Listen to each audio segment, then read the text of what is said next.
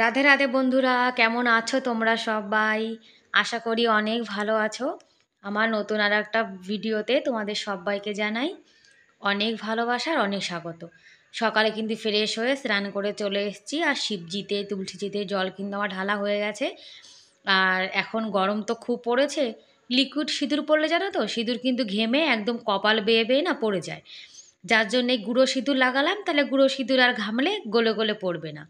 ওদিকে বর কিন্তু গোপাল সোনাকে এখন স্নান করাবে। আমাদের গোপাল সোনা ঘুম থেকে উঠে একটু বসে খেলা করে এই যে এখন স্নান করছে। আর রোজ সকালে কিন্তু আমাদের দুজনের এই দুটো বাচ্চা নিয়েই জানো তো সময় চলে যায়। আমার বর গোপাল সোনা দেখাশোনা করে, আর আমি বড় বাচ্চা দেখাশোনা করি। মানে দুটো বাচ্চা নিয়ে মানে আমাদের সকালটা জানো তো খুব তাড়াহুড়োর মধ্যে দিয়ে কাটে। দুটো বাচ্চাকে মানে সকালে রেডি করানো, একজনকে স্কুলে পাঠানো, একজনকে সেবা দেয়া, মানে আমরা জানো তো হিমশিম খেয়ে যাই। এখন কি করব বলো, সব কাজ তো করতেই হবে। আর আমার ছেলে কিন্তু খেয়ে দিয়ে স্কুলে চলে গেছে। এখন যে বইগুলো স্কুলে নিয়ে যায়নি সেগুলো কিন্তু সব দেখো এরকম ফেলে রেখে গেছে। আর এখন সব তো আমাকেই গুছিয়ে গাছিয়ে রাখতে হবে। আর স্নান করার পরে যে জামা কাপড়গুলো পরেছিল সেগুলোও কিন্তু দেখো এখানে এলোমেলো করা রয়েছে। মানে আমাদের এই বেডের উপরে সকালে আর সন্ধ্যাবেলায় মানে সব সময় জামা কাপড় না মানে ফেলানোই থাকে, সবাই সব কিছু পরে এই খাটের কোণাটায় কিন্তু ফেলে রাখে। আর বেডের উপর এরকম জামা কাপড় ফেলানো থাকলে দেখবে দেখতে কিন্তু একদমই ভালো লাগে না। যার জন্য সবার আগে জানো তো এই বেডটাকে আমাকে গোছাতে হয়। আর বন্ধুরা, তোমরা এখন যারা ভিডিওটি দেখা শুরু করেছো তারা প্লিজ একটা লাইক করে ভিডিওটি কন্টিনিউ করো। আর ভিডিওটি কিন্তু ফুল ওয়াচ করার অনুরোধ রইল। আশা করি আজকের ভিডিও তোমাদের ভালো লাগবে। আর সকালে কিন্তু গোপাল সোনা রান্নাবান্না করি, তারপরে আমার ছেলে স্কুলে যায়, সে রান্নাবান্না সব কিছু করার পরেই কিন্তু এই ঘর গোছানোগুলো শুরু হয়ে যায়। মানে এই একটা রুম আমি সকালে ঝাড় দিতে পারি না। ওই যে আমার ছেলে মানে লেট করে ঘুম থেকে ওঠে, তারপরে এখানে রেডি হয়, যার জন্য এই রুমটা না ও স্কুলে যাওয়ার পরে কিন্তু আমি ঝাড়টার দিয়ে পরিষ্কার করি। আর অন্য যে রুমগুলো আছে সব কিন্তু ঝাড়ু লাগানো, ঘর মোছা সবই হয়ে গেছে। মানে আমার সকালে কিন্তু আজকে রান্না বান্না সব হয়ে গেছে। আজকে একটু পুরি বানাবো, তা যখন খাবো তখনই কিন্তু গরম গরম পুরি বানিয়ে নেবো। আর ছেলেকে রুটি বানিয়ে দিয়েছি। আমার ছেলে লুচি পরোটা এগুলো না একদমই খেতে চায় না। আর আমার ছেলেকে এমনি স্কুলে জানো তো আমি রুটি মানে পরোটা লুচি এগুলো দিই না, তেলের জিনিস তো। আমার ছেলের আবার এই বয়স থেকে না খুব অ্যাসিডিটির প্রবলেম হয়, মানে প্রবলেম আছে, যার জন্য ওকে একটু মানে তেল মশলা তেলে ভাজা জিনিস একটু কম দেওয়ার চেষ্টা করি। আর দেখো আমার ছেলে কত কিছু ঘরের মধ্যে ফেলে রেখেছে, মানে বই পড়ার সময় সব পেজ মানে কাগজ ছিঁড়ে ছিঁড়ে কেটে কেটে এরকম মানে খাটের তলায় ফেলে রাখে।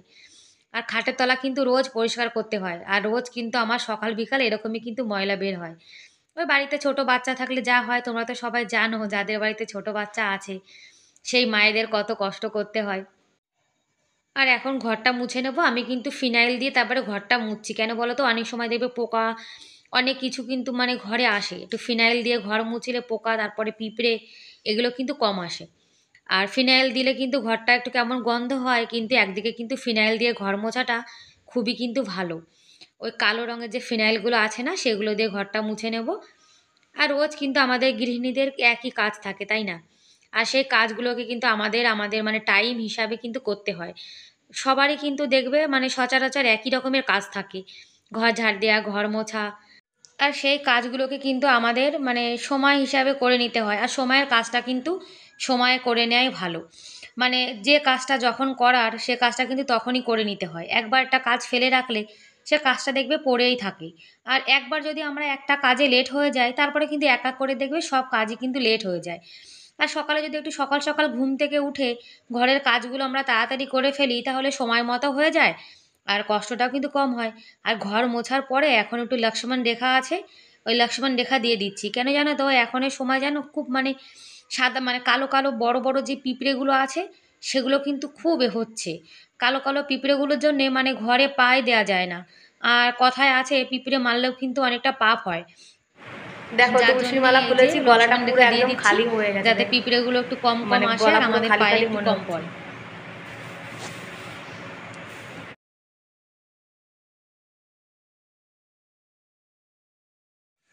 আর আমার তুলসীর মালা জানো তো অনেকগুলো মানে পুঁথি কিন্তু পড়ে গেছে, যার জন্য আমার বরকে বলছি যে একটা তুলসীর মালা আর একটা পরিয়ে দাও। তাই আমার বর দেখো মালা বদল করছে। আর এই যে মালাটা পরেছি এটা কিন্তু গলায় জানো তো অনেকটা বড়, যার জন্য খুলে আবার একটা পরেছি। আর তুলসীর মালা গলায় না থাকলে গলাটা কিন্তু একদম খালি খালি লাগে। আর কোনো মালা পরি কিংবা না পরি, তুলসীর মালা কিন্তু অবশ্যই পরে থাকা উচিত। তুলসীর মালা হলো আমাদের একটা কি বলবো মানে চিহ্ন যে আমরা হিন্দু। আর হিন্দু হয়ে যারা তুলসীর মালা না পরে সেটা কিন্তু খুবই খারাপ বিষয়। আর তুলসীর মালা পরে যদি কেউ মৃত্যুবরণ করে তাহলে কিন্তু যমরাজ তাকে কখনোই নিতে আসে না। কেন? যমরাজ জানে যেটা ভগবানের ভক্ত, তখন কিন্তু ভগবানের দূত তাদেরকে নিতে আসে। তুলসীর মালা পরে মৃত্যু হওয়াটাও কিন্তু অনেকটা ভাগ্যের বিষয়, জানো তো। আর সকালে কিন্তু গোপাল সোনার সেবা হয়ে গেছে, আর এখন একটু চা বানিয়ে নিচ্ছি। আর আমার বর বলছে উনি একটু চা খাবে, যার জন্য দুজনের জন্য 2 কাপ বানিয়ে নেব। আর আমার বর কিন্তু সবসময় চা খায় না, ওই কখনো কখনো যদি ওনার মন চায় তখন একটু বলে চা বানাও, যার জন্যে ভালো করে চা বানিয়ে নিয়েছি। আর দুজনের জন্য দেখো 2 কাপ বানিয়ে নিলাম। আর চাটা খেয়ে একটু বসে তারপরে এখন চলে এসেছি একটু লুচি বানিয়ে নেব। আর লুচিটা অনেকে দেখবে বলে কিন্তু গোল হয় না। যদি আমরা লেচিগুলোকে হাত দিয়ে একটু চেপে চেপে গোল করে নিই, তারপরে যদি বেলি তাহলে দেখবে লুচিটা কিন্তু গোল গোল হয়ে যায়। আর অনেক সময় দেখবে লুচি কিন্তু গোল হতেও চায় না, আমারও জানো তো 2-1টা লুচি কিন্তু গোল হয় না।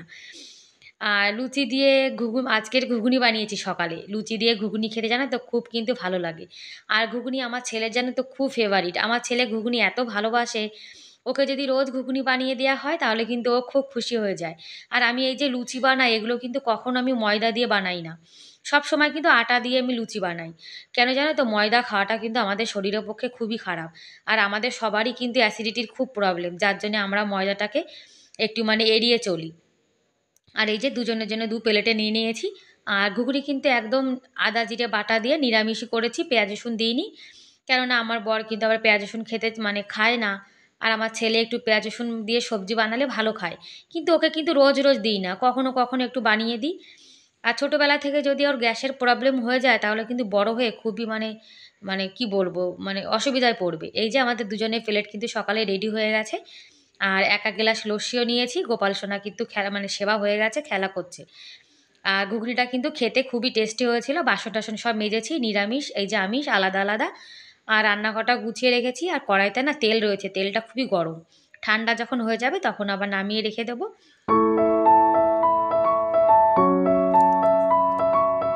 আর এখনো পর্যন্ত যারা ভিডিওটি দেখছো, তোমাদের যদি ভিডিওর কোনো অংশ ভালো লেগে থাকে তাহলে প্লিজ একটা লাইক করে দিও।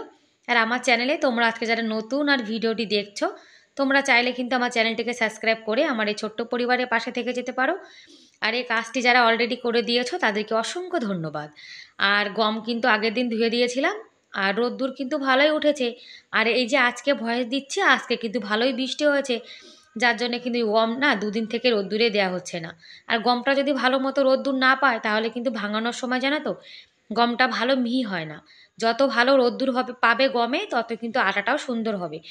আর এখনের আকাশটা দেখো এত সুন্দর, আমাদের সিঁড়িটা দেখেছো পুরো একদম দেখো মনে হচ্ছে যেন কি বলবো খাই যাকে বলে, একদম লম্বা একটা সিঁড়ি দেখেছো। আর চলে এসেছি এখন দুপুরে রান্না বান্না করব। আজকে একটু কাঁচকলা আলুর ঝোল করব।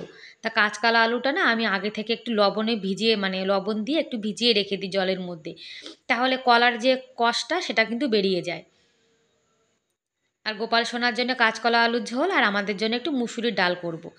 এই যে কাঁচকলা আলুর ঝোলটা হয়ে গেলে তারপরে কিন্তু মুসুরির ডালটা ফোড়ন দেব। কেন? মুসুরির ডাল ফোড়ন দিলে ওর ধোয়া টোয়া ছিটকে চলে যাবে কানহা মানে গোপাল সোনার সবজিতে, যার জন্য একটু মানে পরে পরে দিচ্ছি। আর লঙ্কাটা যেন কাটার সময় মানে যখন হাত দিয়ে কাটি তখন কিন্তু হাতে জ্বালা করে, যার জন্য ক্যাঁচি দিয়ে কেটে নিলাম। আর ডালটা কিন্তু জানো আমি ঘরের মধ্যে কিন্তু ফোড়ন দিই না, দেখো ফোড়ন দেওয়ার সময় কতটা ধোয়া বেরিয়েছে। আমি কিন্তু বাইরে যেয়ে তারপরে ফোড়নটা দিয়ে নিয়ে এসেছি।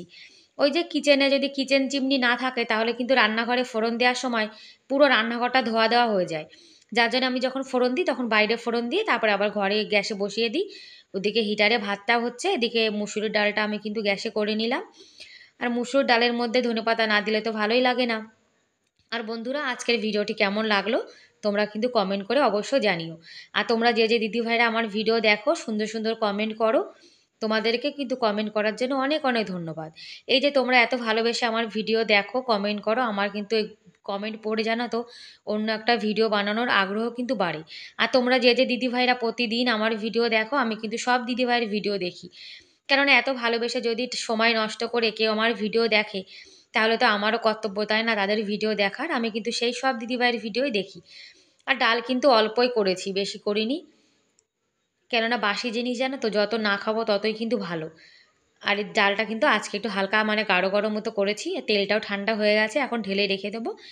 আর লুচি পুরি বানানোর যে তেলগুলো সেগুলো ঢেলে রেখে দিই, তখন আবার যখন কিছু ভাজা পোড়া বানাবো তখন কিন্তু আবার এই তেলটা কাজে লেগে যাবে। এই যে বোতলে ঢেলে রেখেছি। আর ক্যামেরাটা না অন করতে ভুলে গেছি, আমি না মাঝে মাঝে এরকম করি জানো তো, মানে ক্যামেরাটা অন করে রাখি, তারপরে কিন্তু মানে মনে হয় যে ক্যামেরাটা অন রয়েছে, কিন্তু তারপরে দেখি যে ভিডিওটা কিন্তু একদমই হয়নি। আর গ্যাস ওভেনটাও একটু পরিষ্কার করে নিচ্ছি। রান্না বান্না করার পরে গ্যাস ওভেনটা কিন্তু খুবই নোংরা হয়ে যায়, যার জন্য কিন্তু পরিষ্কার করে নিচ্ছি।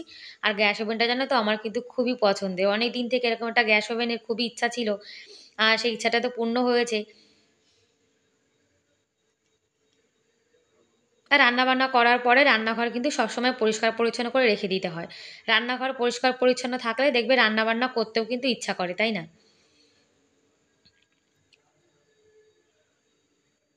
ব্যাস বন্ধুরা, তাহলে আজকের মতো এ পর্যন্তই, দেখা হবে পরের ভিডিওতে।